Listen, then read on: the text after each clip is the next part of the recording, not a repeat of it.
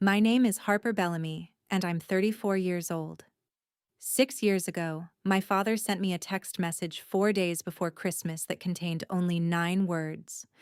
9 words that ended 29 years of me pretending to belong. Stay in Chicago this year. Chloe needs space. No phone call, no explanation, no "we love you" tacked on at the end. Just a digital slap across the face from the man who taught me to ride a bike. I read that text 17 times in a row. I counted. I was standing in the parking lot of a grocery store in downtown Chicago, holding a bag of ingredients for the pumpkin pie I was going to bring home to Vermont.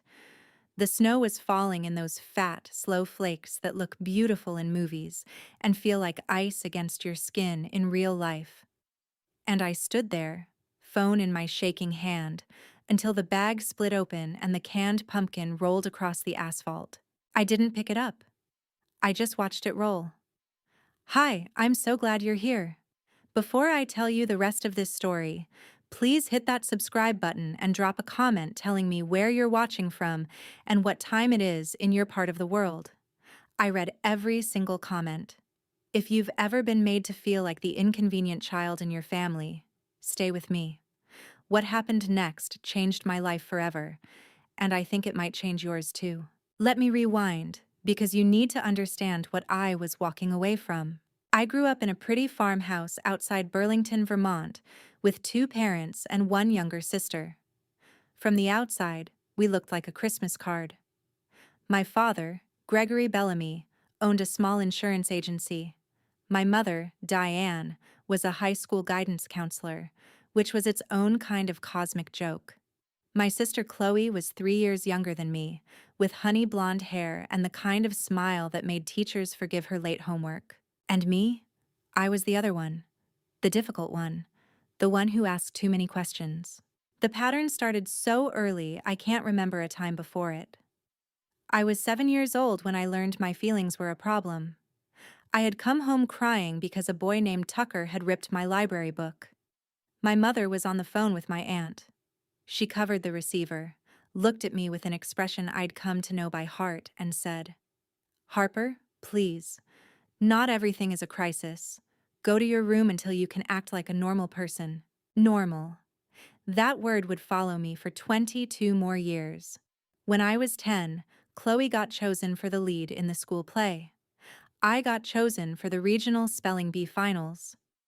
Guess which event my parents attended? I came home with a second-place trophy that nobody asked about, while my mother cried happy tears over Chloe's performance of a tree in A Midsummer Night's Dream. When I mentioned my trophy at dinner, my father said, "Honey, don't make this about you. It's Chloe's night." That phrase became the soundtrack of my childhood. Don't make this about you. It's your sister's night. It's your sister's day. It's your sister's moment. I was 16 when I finally tried to fight back. I got accepted into a pre-college writing program at Middlebury. My mother glanced at the acceptance letter and said, "That's nice, honey, but Chloe has her dance recital that weekend, so you'll have to figure out how to get there on your own." The program was a 40-minute drive. I didn't have my license. I said, "Mom, it's a 4-day program. The recital is only Saturday night."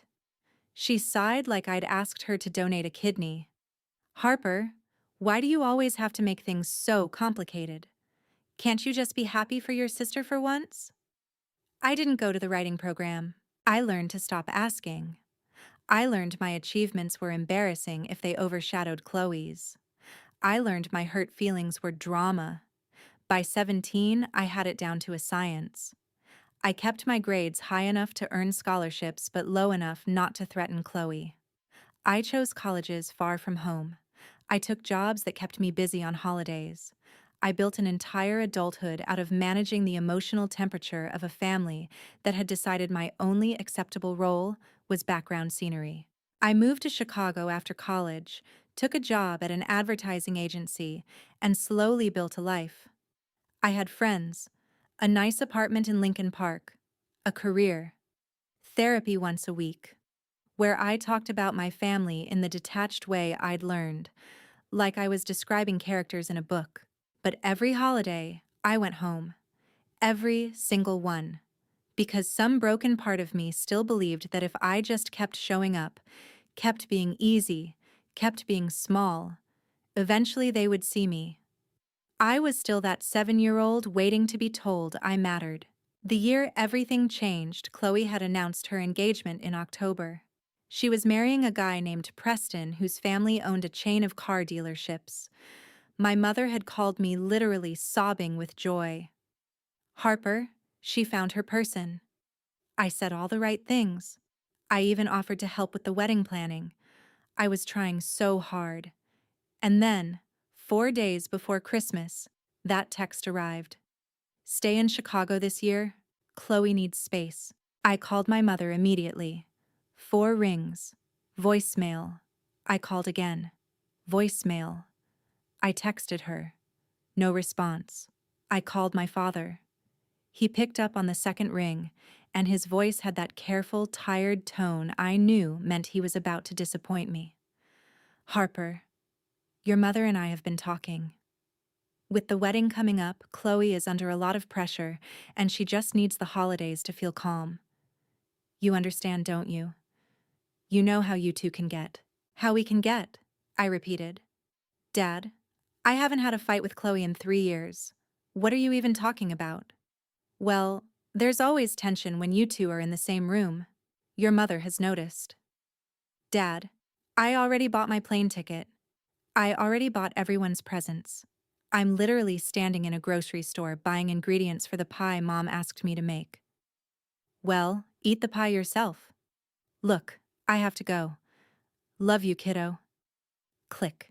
I stood in that parking lot as a family walked past me, a mom and dad and 2 little girls in matching red coats. The younger one was pulling on her mother's sleeve, trying to show her something in her mittens. And the mother, without breaking stride, leaned down and said, "Wow, sweetheart, that's amazing. Tell me everything. Tell me everything." I stood in that parking lot and cried like I hadn't cried since childhood. Not because of the text, not because of my father's careful voice. I cried because I suddenly understood, with terrifying clarity, that no one in my entire life had ever said, "Tell me everything," and meant it. I got back in my car. I drove home to my empty apartment. I canceled my flight. I took the presents I'd bought for my family, and one by one I dropped them into the donation bin outside my building. The wrapping paper looked so hopeful against the cold metal. That night, I made a decision that would turn out to be the most important one of my life. I decided I wasn't going to spend Christmas alone in my apartment crying over people who didn't want me. I was going to go out. I was going to sit at a table somewhere with light and music and life. I had no idea that in 4 days, I would walk into a restaurant called Marrow and Ember in the West Loop, and I would meet the people who would become my real family. I had no idea that 2 years later, one of them would walk me down the aisle. I had no idea that 6 years later I would stand at my own wedding and watch my biological parents arrive uninvited, expecting to be welcomed, and instead witness something they would never recover from. But that's getting ahead of myself. Let me tell you what happened on Christmas Eve, because that's when the universe started paying me back for every tear I'd ever swallowed. Christmas Eve arrived with the kind of cold that makes your teeth ache. I woke up at 10 a.m. in an empty apartment that still smelled like the pine-scented candle I'd lit a week earlier when I still believed I was going home. I lay in bed listening to the building come alive around me. Suitcases rolling down the hallway. A child somewhere shrieking with excitement about Santa. My phone was silent. Not a single message from my family. Not a Merry Christmas Eve. Not a, "We miss you."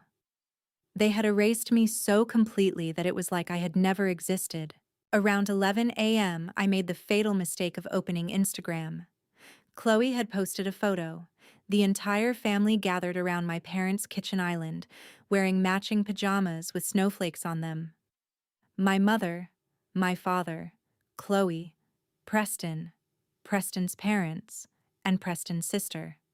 7 people. Matching pajamas. They had ordered matching pajamas and hadn't included a set for me. The caption read, "The only family I need, so blessed this Christmas." I zoomed in. I searched their faces for any hint of discomfort, any guilt, any sign that someone was thinking about me. Nothing. My mother was laughing with her head thrown back. My father had his arm around Preston's father like they'd been friends for decades. I closed the app. I sat on the edge of my bed, and for a truly dark moment I thought, what if I just didn't exist? What if I just disappeared? Then I got angry. I'm grateful for that anger now. If I hadn't gotten angry in that exact moment, I don't know what I would have done. Instead, something in me hardened. I thought, no, I am not going to let them do this to me.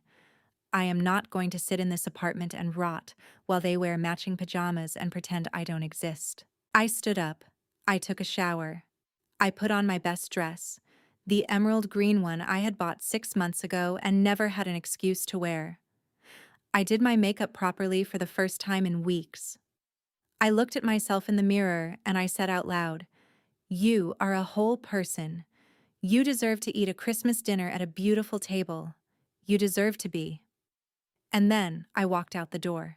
Marrow and Ember was one of the only fine dining restaurants in Chicago that stayed open on Christmas Eve. I had pictured myself sitting at the bar, drinking something expensive, pretending to be the kind of woman who chooses to spend Christmas Eve alone because she's so independent. The reality was less glamorous. I arrived at 7 p.m., and the hostess, a young woman with perfect cheekbones, looked at me with a brief flash of pity before smoothing her face into professional warmth. "Just one?" she asked. I nodded. She led me past tables full of families and couples to a tiny two-top in the back corner, wedged between the server station and the kitchen door. The table was so small that when I opened my menu, it overlapped onto the empty chair across from me. That empty chair seemed to pulse with meaning, a constant visual reminder that I was alone. I ordered a glass of Cabernet and the Christmas Eve prix-fixe menu. I tried to focus on the menu card in my hand. I tried not to look around, but I couldn't help it. At the table to my left, an elderly couple was sharing a single dessert, feeding each other bites like teenagers. At the table behind me, a young family was trying to keep a toddler from throwing breadsticks, and diagonally across from me, at a huge round table in the center of the dining room, was the loudest, happiest, most chaotic family I had ever seen. There were 7 of them. An older black couple, clearly the matriarch and patriarch, a middle-aged woman with her husband and 2 teenage kids, and a man around my age, maybe a little older, sitting next to his mother, throwing his head back and laughing. Hold on, let me pause here. If you've ever felt invisible to your own family, if you've ever cried in a parking lot because someone you love chose someone else over you, type the word "seen" in the comments. I'm going to read every single one. You are not alone. Okay, back to the restaurant. I watched that family for an hour while I ate my dinner slowly, trying to make the meal last. They passed dishes. They teased each other. The grandmother kept reaching over to fix her grandson's collar, and he kept swatting her hand away, but he was smiling. The grandfather made a joke, and everyone groaned at the same time, which somehow made them laugh harder. They were so at ease with each other. I couldn't remember ever being that comfortable with my own family. Every meal at my parents' house had felt like walking on eggshells. The server brought my dessert, a tiny chocolate torte with a single cranberry on top. I picked up my fork, and then, without warning, I started crying. Not the pretty kind, the ugly kind, the kind where your shoulders shake and you make sounds you don't want to make. I put down my fork and pressed my napkin against my face, falling apart in public, completely unable to stop. I was humiliated. I tried to reach for my purse. I would pay the bill. I would leave. I would go home and never leave my apartment again. "Sweetheart." A voice, warm, low, completely unfamiliar. I looked up. The grandmother from the big table was standing next to me. Up close, she was even more striking than she had been at a distance. She had silver hair cut in a sharp bob, and she wore reading glasses on a chain around her neck. She had the kind of face that looked like it had weathered 1,000 things and come out wiser. "I'm so sorry," I said, mortified. "I'm fine. I'm just having a hard day." She didn't move. Instead, she slid into the empty chair across from me, uninvited, and she reached across the table and took my hand. Just took it. Like we'd known each other for decades. "My name is Marigold Whitfield," she said. "I've been a nurse for 43 years, and I can spot a broken heart from across a room. What's your name, honey?" "Harper," I whispered. "Harper. That's a beautiful name. Where's your family tonight?"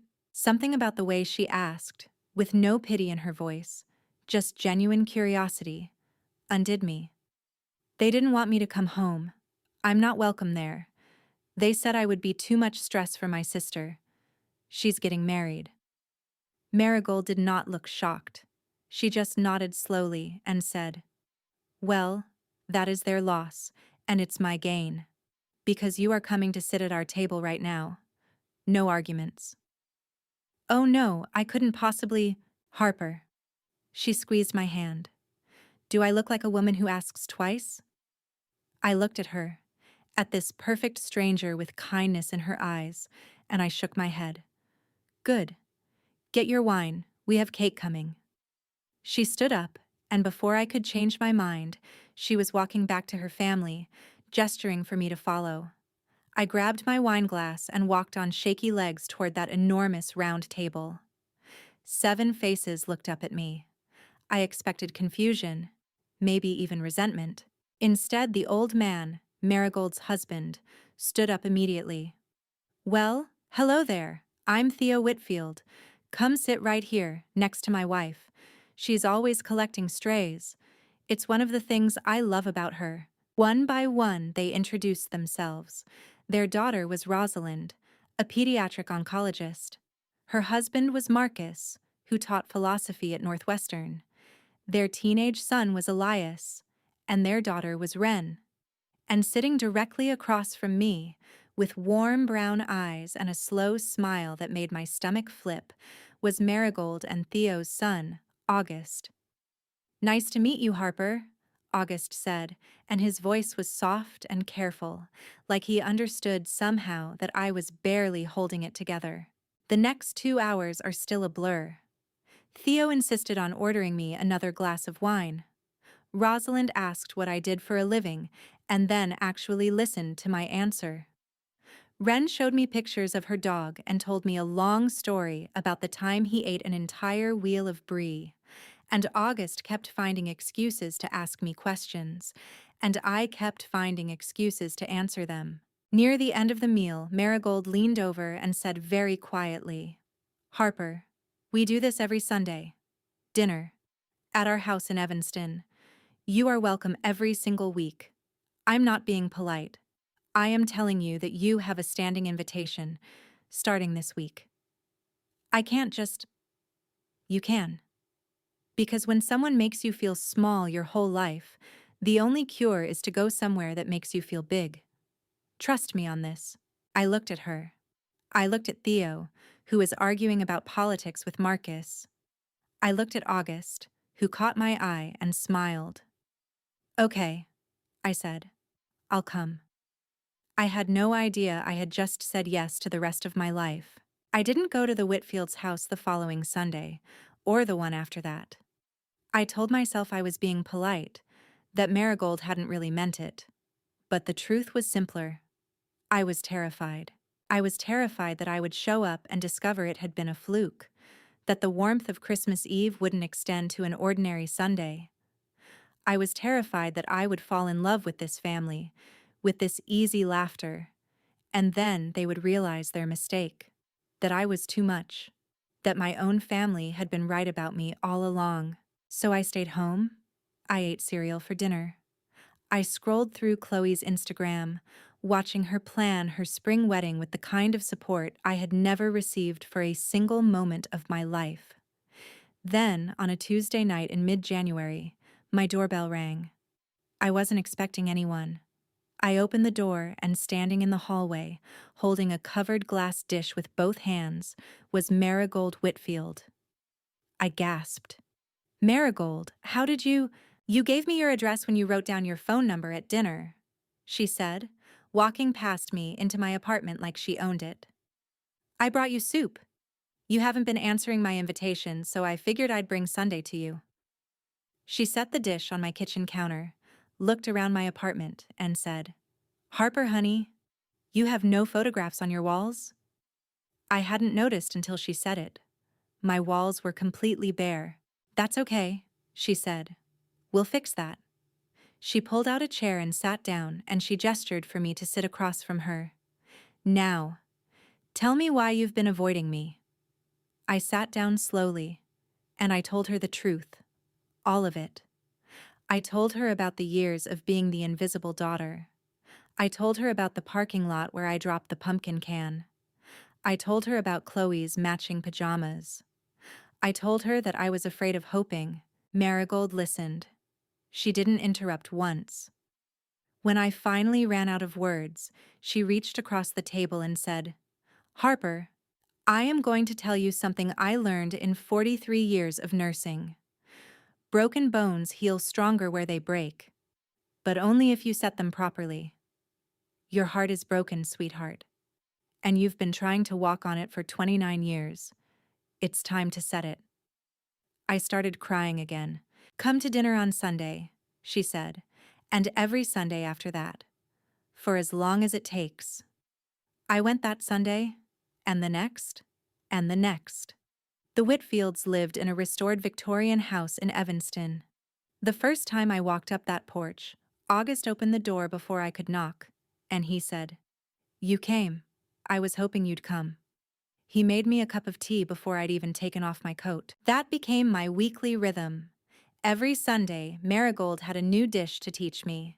Theo taught me how to play backgammon, and we became fiercely competitive about it. Rosalind and I started running together on Saturday mornings. Elias asked me to help him edit his college essays. Ren started calling me just to talk about her day, her boy drama, the kind of conversations I had never had with anyone. And August, who was an architect, who designed hospitals.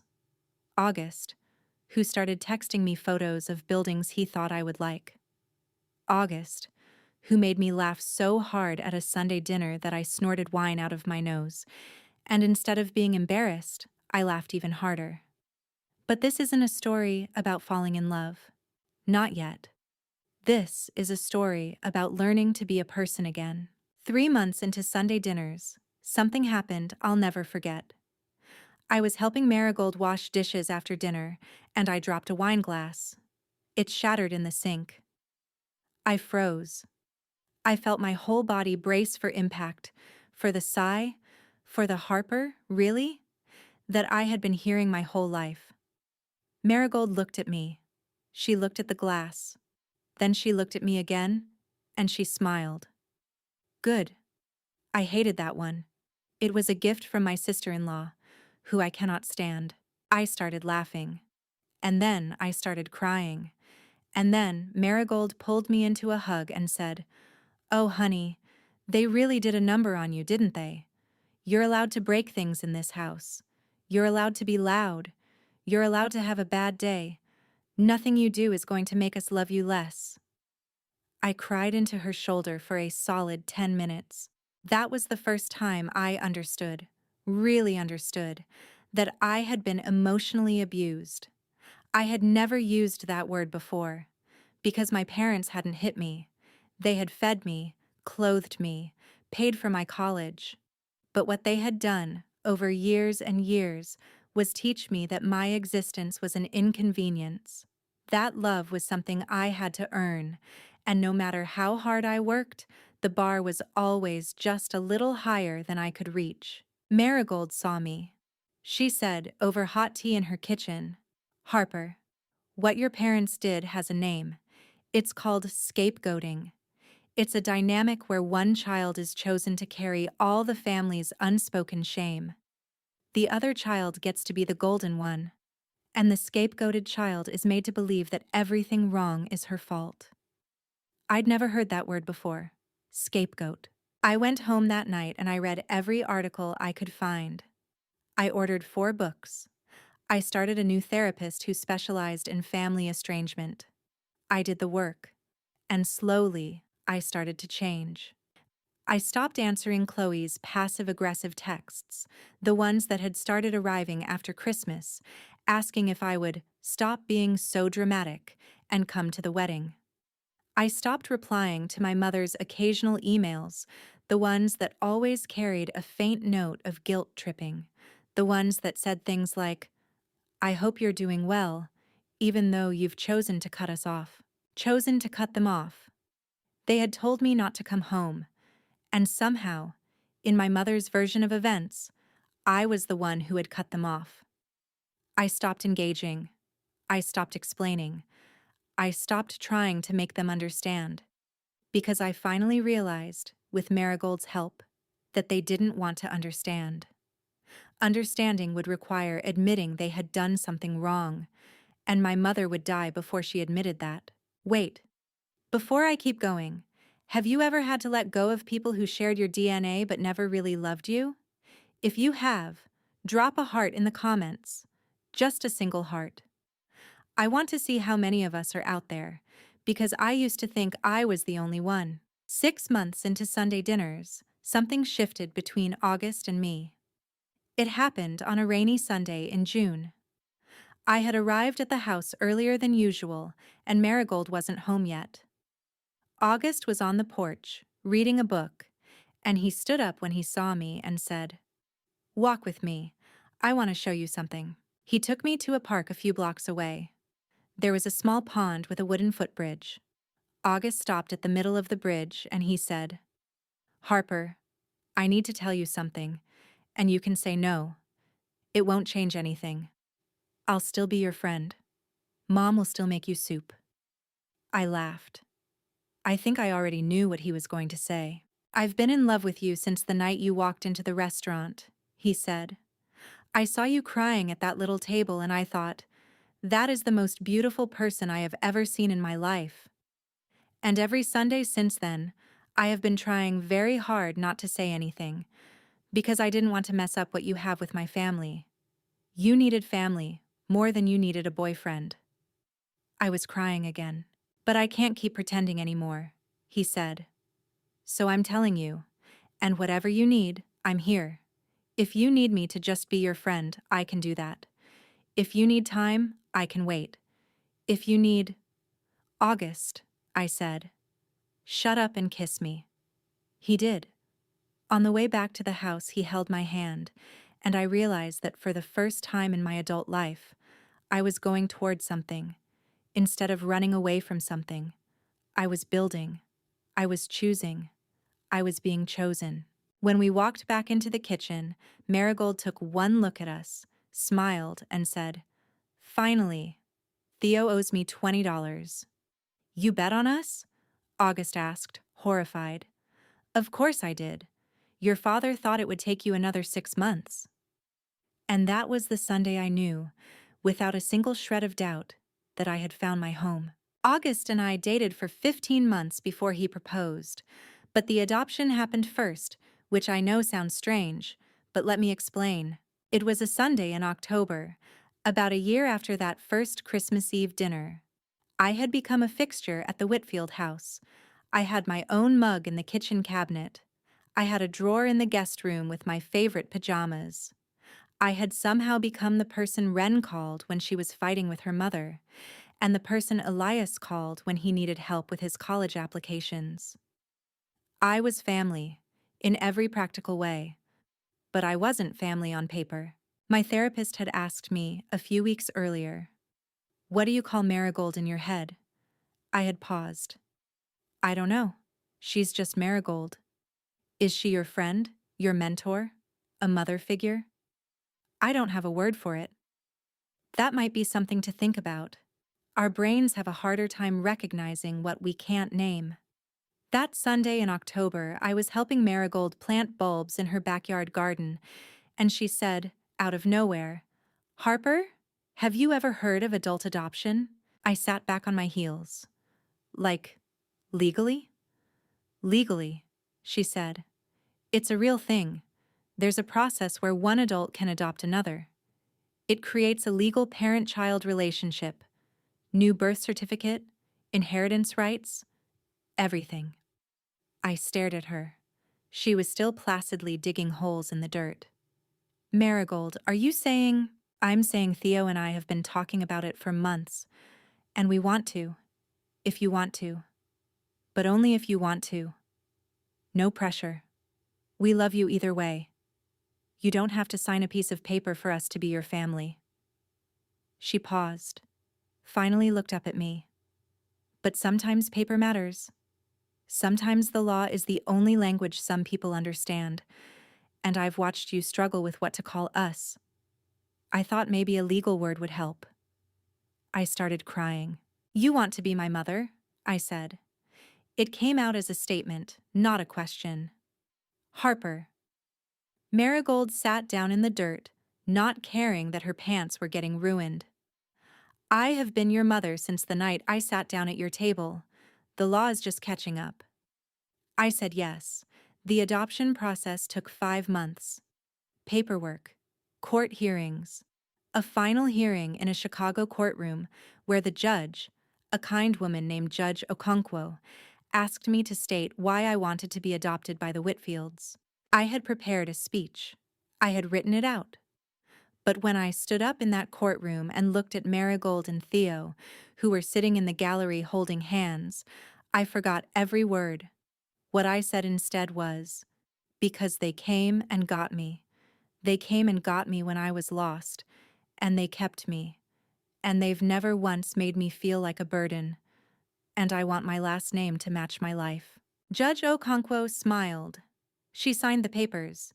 When I walked out of that courthouse, I was legally Harper Whitfield. I had a new birth certificate. I had legal parents. I had a family in the eyes of the law. We went to dinner at Marrow and Ember to celebrate, the same restaurant where I had met the Whitfields. The hostess asked if we were celebrating a special occasion, and Theo said, loud enough for half the restaurant to hear, "Yes, we just adopted our daughter. She's 30 years old and she's perfect." 3 people at nearby tables burst into tears. 2 weeks later, August proposed. He took me to the same wooden footbridge in the park where he had first told me he loved me. It was April, and the cherry trees were starting to bloom. He got down on one knee, and he said, "Harper Whitfield, I knew I wanted to marry you the night my mother invited you to our table. I know people say you should wait. You should take your time. But I have been sure for a year and a half, and I don't want to wait anymore. Will you marry me?" I said yes before he had finished the sentence. When we got back to the Whitfield house, Marigold, Theo, Rosalind, Marcus, Elias, and Wren were all waiting in the living room with champagne. "You knew?" I asked. "August asked for my permission 3 weeks ago," Theo said, grinning. I told him it was about damn time. I should have been purely happy. And I was. Mostly. But there was a small dark cloud hovering over everything, and as the wedding planning began, that cloud grew larger. Because I had to face a question I had been avoiding for 2 years. Were my biological parents going to find out? I hadn't spoken to them since that December. Not a word. I had blocked their phone numbers, their email, their social media. I had even moved apartments. But Chicago isn't that big. And Chloe's wedding had gone forward in April of the previous year without me. I had seen the photos when a cousin I barely knew tagged me in a post. My sister had gotten married without her only sibling in attendance. My mother's Facebook post had read, "Today we celebrate our daughter and her new family. Grateful for everyone who showed up." The passive-aggressive "everyone who showed up" was not subtle. Now I was planning my own wedding. Save the dates had gone out. Invitations were being designed, and I was walking down the aisle with my adoptive father. The parents of the bride line would read, Marigold and Theo Whitfield. The first text came in September, 3 months before the wedding. It was from my mother, using a different phone number than the one I had blocked. Harper, I just heard from your cousin Brianna that you're getting married in December. I am your mother. How dare you not tell me? How dare you humiliate me like this? Call me immediately. I didn't call her. I blocked the new number. I showed August the text, and he asked, softly, Do you want to invite them? No. Are you sure? August. They told me not to come home. They didn't invite me to Chloe's wedding. They haven't spoken to me in 2 years. Why would I invite them to mine? Because you're going to think about it afterwards. And I want you to be sure. I thought about it for 3 days. I thought about it in the shower. I thought about it during meetings at work.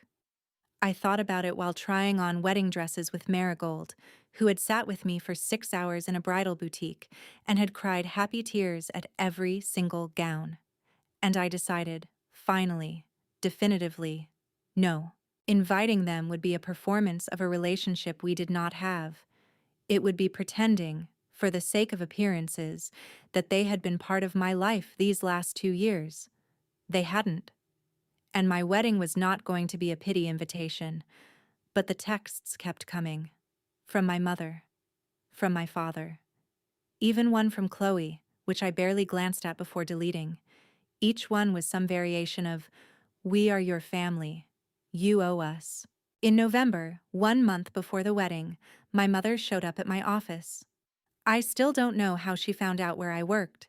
Whatever the case, she showed up at the front desk of my new agency at 2 p.m. on a Tuesday, and she told the receptionist she was there to see her daughter. The receptionist buzzed me. I went cold. I walked out to the lobby, and there was my mother, sitting on one of the modern leather couches, looking shockingly older than I remembered. She stood up when she saw me. She opened her arms. I didn't hug her. Harper, oh my God, look at you.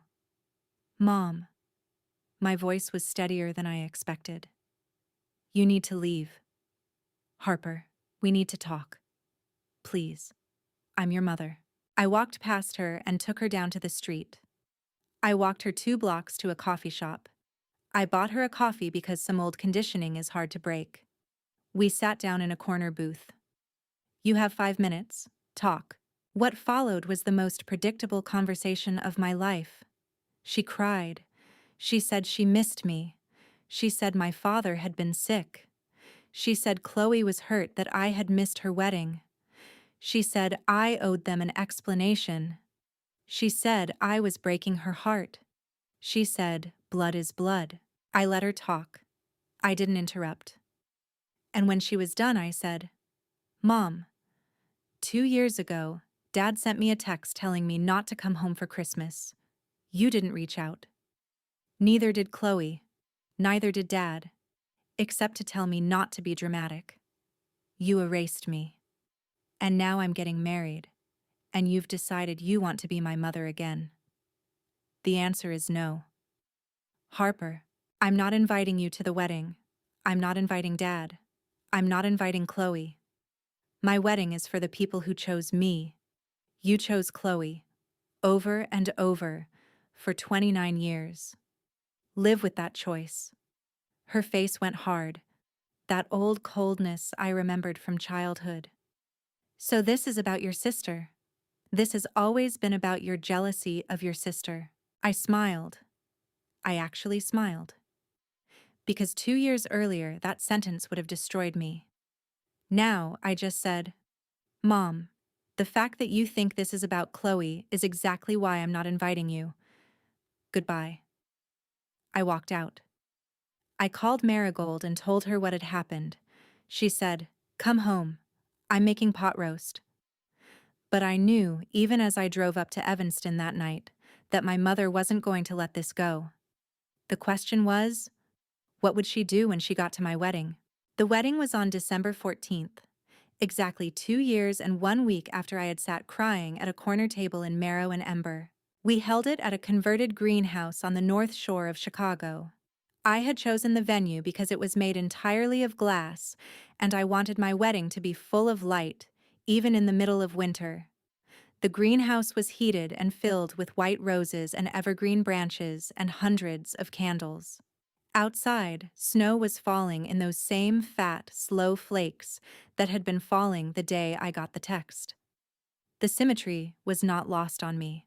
I got ready in a small private room upstairs, surrounded by my chosen family. Marigold was fussing with my veil. Wren, now 16 and my maid of honor, was fighting with her eyeliner. Rosalind was pouring mimosas. My phone buzzed. It was August from downstairs. Heads up, there's a couple trying to get in who say they're your parents. Security is holding them at the front. My stomach dropped. I showed the text to Marigold. Your call, sweetheart. What do you want to do? Pause for a second. If you were in my position, what would you do? Would you have security remove them? Would you let them in?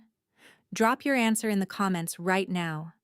I'm curious what you would have done, because what I decided to do surprised everyone, including myself. I thought about it for a full minute. Then I said, let them in. But seat them in the absolute back row. Don't announce them. Don't let them speak to me. If they try to cause a scene before the ceremony, have them removed. But let them watch. Are you sure? I'm sure. Why? I looked at Marigold. I looked at myself in the mirror, in my wedding dress. Because I want them to see. I want them to see what they lost. I want them to sit in the back and watch someone else walk me down the aisle. I want them to watch someone else be my parents. Marigold nodded slowly. That's a warrior's choice, Harper. I learned it from a warrior. She kissed my forehead. Theo walked me down the aisle. I had asked him 6 months earlier, and he had cried so hard he couldn't speak for 5 minutes. When the music started and the doors opened and I took Theo's arm, he whispered, You ready, daughter? I'm ready, Dad. We walked. I kept my eyes on August. I did not look to the back. I did not look for my biological parents. I just walked toward my future. The ceremony was everything I had dreamed of. We had written our own vows. August cried during his. I cried during mine. The officiant talked about how love isn't something you fall into. It's something you build, brick by brick, choice by choice. When she pronounced us married, August kissed me so firmly that my veil slipped, and the entire greenhouse erupted in applause. It was during the reception that everything changed. We were doing the parent dances. I danced with Theo first. He was a surprisingly good dancer. Halfway through the song, he looked at me and said, Harper, I have loved every single moment of being your father. Thank you for letting me be your dad. I was already crying. But what came next made it so much worse, in the best possible way. After the parent dance, the DJ called for the mother-daughter dance. Marigold walked out onto the floor. We had chosen a song together, an old Nina Simone song called Feeling Good. I had tested it 100 times in the mirror. I thought I was prepared. And then, in the middle of the dance, with my head on Marigold's shoulder, I saw her, my biological mother, sitting in the back row. My father next to her. Both of them frozen, watching Marigold and me dance, watching this woman who was not my blood mother hold me like I was the most precious thing in the world. My mother's face was gray. My father was staring at the floor. Marigold felt me tense. She whispered, Don't look. Eyes on me. Breathe. I closed my eyes. I let her spin me.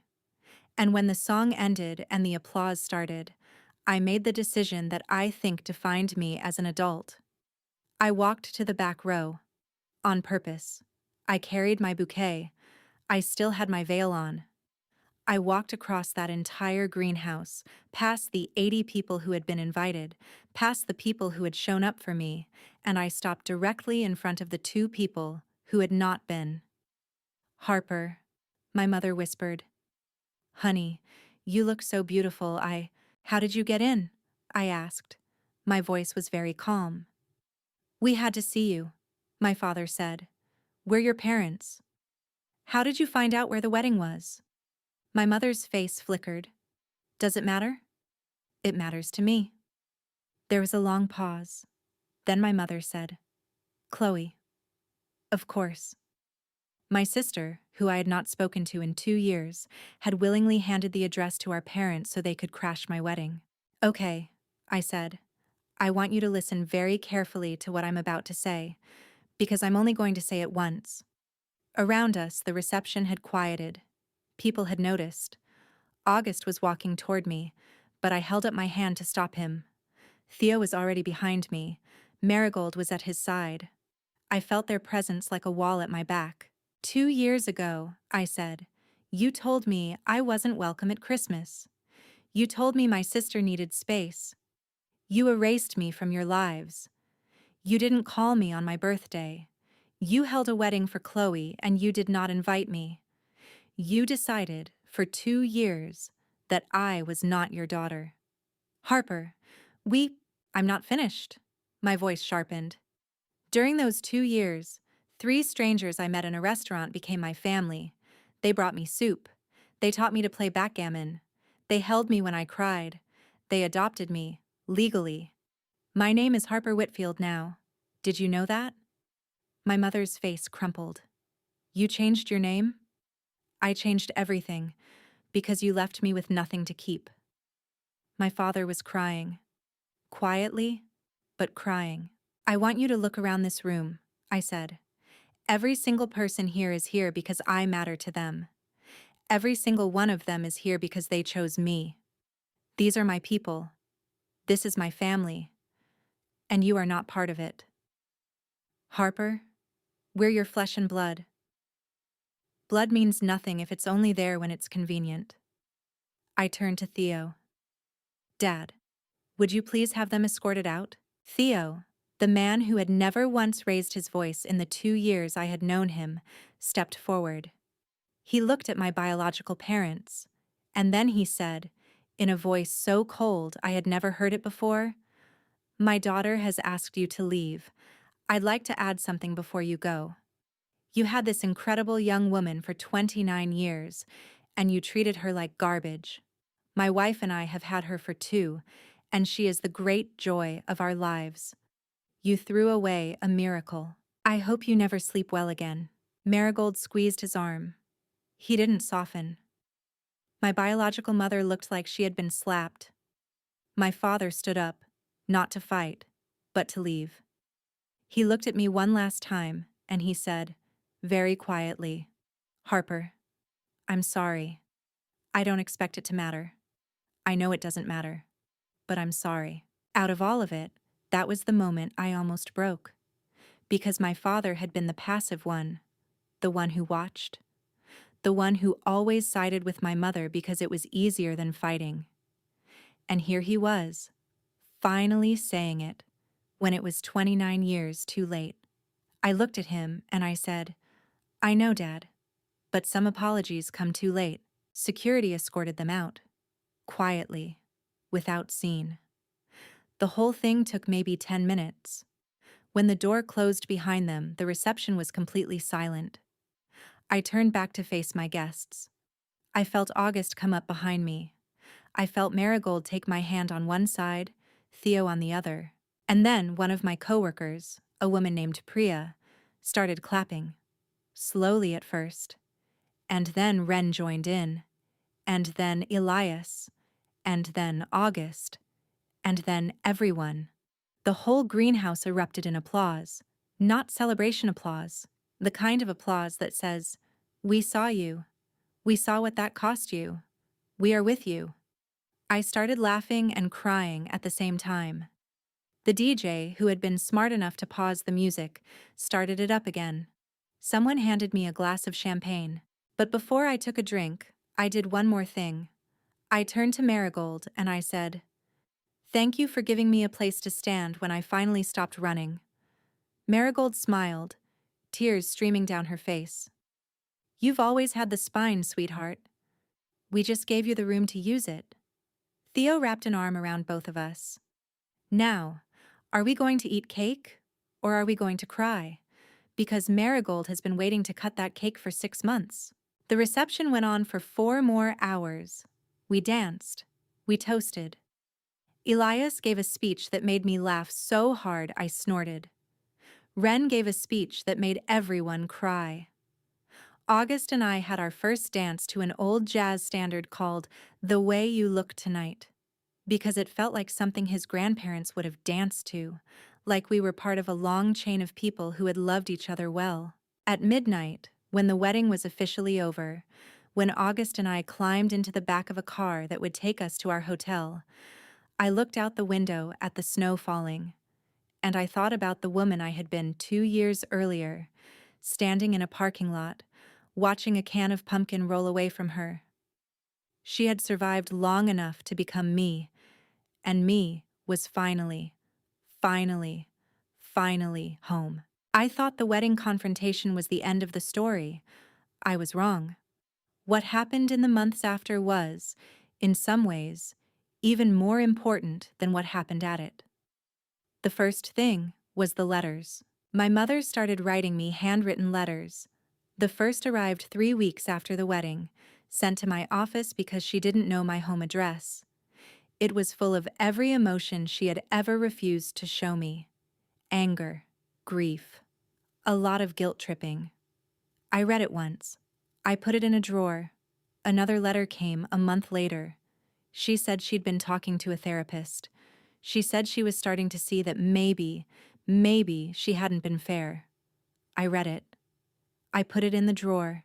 The third letter came in April, and this one was from my father. Harper, I don't expect forgiveness. I am writing this so that if I die before we speak again, you will have something from me. I was not a good father to you. I was afraid of your mother. I let her decide how to treat you because it was easier than disagreeing with her. Every time you looked at me with those big eyes, asking why I wouldn't defend you, I felt like a coward. And I was a coward. I watched you become smaller for 29 years, and I said nothing. I am sorry. I do not expect this to make a difference, but I needed you to know. Love, Dad. I read that letter 6 times. I sat on my bathroom floor and cried like I hadn't cried since my wedding day. Because here was the thing. I had known my mother was the architect of my pain, but my father had been the one who hurt me most. Because my father was the one I had believed, deep down, was supposed to protect me. I showed the letter to Marigold. We sat in her kitchen, and she read it, and she was quiet for a long time. Then she said, "Harper, what do you want to do?" "I don't know," I said. "I don't know if I want to let him back in. He's dying." "Wait. I haven't told you that part yet." I had heard, through my cousin Brianna, that my father had been diagnosed with early-stage pancreatic cancer. That was one reason I had stopped answering my mother's texts, because I knew she would try to use his illness as leverage. Marigold looked at me for a long time. Then she said something I'll never forget. "Harper, forgiveness is a gift you give yourself, not a gift you give the person who hurt you. But here's what I've learned. You can forgive someone without letting them back in. You can release the anger without opening the door. Those are 2 separate decisions. How do I know the right one to make? You don't. Not right away. You sit with it. You talk to your therapist. You listen to the quiet voice inside you that has been trying to take care of you your whole life. You listen to her first. I sat with it for a month. In the end, I made a decision I did not expect to make. I wrote my father a letter back. One letter. Just one. It said, "Dad, I accept your apology. I am not ready to see you. I am not ready to have a relationship. But I want you to know that I am not carrying this anger anymore. I have released it. If you die before we meet again, know that I did not die angry with you. That is all I can give you. Love, Harper." I did not write to my mother. I never wrote to my mother again. 3 months later, my father died.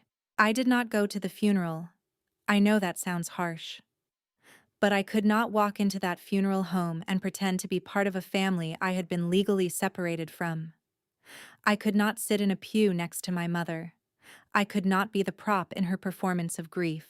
Instead, I drove to the park with the wooden footbridge, where August had first told me he loved me. I stood on that bridge in the rain and I said out loud, "Goodbye, Dad. I hope you find peace. I hope, wherever you are now, that you finally understand what you missed." Then I went home. Marigold and Theo were waiting. They had made dinner. We didn't talk about the funeral. After dinner, Theo asked me to play backgammon. He beat me, badly. I laughed. That was the last time I heard from anyone in the Bellamy family for 2 years. But then, 6 months ago, I got an email from Chloe. I need to tell you about this email because I think it's the most important part of this whole story. This is where things get complicated. The email from Chloe arrived on a Tuesday afternoon. I almost deleted it, but something made me click. It said, "Harper, I have spent the last 2 years in therapy. I don't expect you to believe me, but I have come to understand that I was the golden child in our family, and I participated in what happened to you. I did not just benefit from it. I actively enjoyed it. I told Mom you were dramatic because it made me the good one. I told Dad you were jealous because it made me the loved one. I watched Mom cut you out, and I didn't just fail to defend you. I celebrated it. I am so ashamed. I am not asking for anything. I am writing to say that I see it. I see what I did. And I am so sorry. If you ever want to talk, I'm here. But if you never want to talk, I understand. You were the brave one. You always were. And I was scared of becoming like you, because Mom had made you into an example of what happened to girls who asked too much. I sat with that email for a week. I showed it to August. I showed it to Marigold. I showed it to my therapist. Everyone had the same question. What do you want to do? Here is what I decided, and here is what I want you to hear, because I think this is the real ending of this story. I wrote Chloe back. I told her I believed her. I told her I was proud of her for doing the work.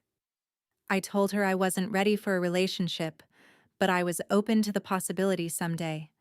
And I told her that the most generous thing she could do for me, right now, was to keep going to therapy, to keep doing the work, to not expect forgiveness as a reward for growth. Chloe wrote back, and she agreed. Since then, we have exchanged maybe 6 emails, careful ones, small ones. She sent me a birthday card last month. I sent her one back. I don't know what our relationship will be. It might never be anything more than occasional letters. It might become a full sibling relationship. But here is what I've learned. People can change. Not often, not quickly, not easily. But sometimes they can. And the choice to leave the door cracked open, just a little, is not weakness. It is grace. Given on my terms, on my timeline, when I'm ready. I have not opened the door to my mother. I don't think I ever will. Some people do not do the work. My mother has not done the work. She still sends me angry letters, full of guilt-tripping and manipulation.